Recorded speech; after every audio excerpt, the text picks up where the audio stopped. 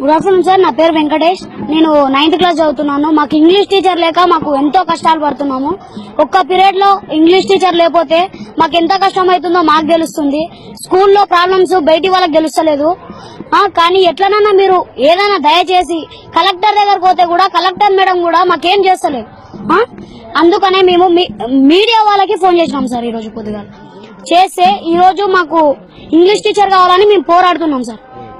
మాకు అదే చేసి 10th క్లాస్ వాళ్ళు ఎగ్జామ్ ఎట్లా రాస్తారు సార్? ఇంగ్లీష్ టీచర్ లేకపోతే 10th క్లాస్ వాళ్ళు ఎట్లా రాస్తారు ఎగ్జామ్?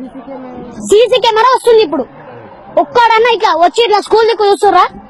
ఒక్కడు కూడా వస్తలేరు. సార్ వాళ్ళు చెప్తుంటే మీరేంది అంటారు. చెప్తుంటే ఒక్కరు కూడా వింటలేరు సార్. మా ప్రాబ్లం ఎవరు సాల్వ్ చేస్తారు సార్? మాకు 3 months అవుతుంది సార్.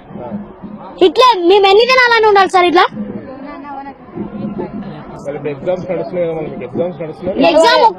ఎగ్జామ్ పెడితే ఒక్కరికి 0, ఒక్కటి రాదు. 10th క్లాస్ వాళ్ళు మెయిన్ ఇప్పుడు వచ్చి చెక్ చేస్తారు.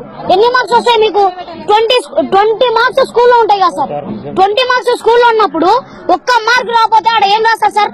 ఫెయిల్ అని ఇస్తారు. వాడు ఎవరన్నా వచ్చి ఇస్తారా? పేరెంట్స్ ఏమంటారు? ఏంద్రా మీరు ఇదేనా చదివేదా అంటారు.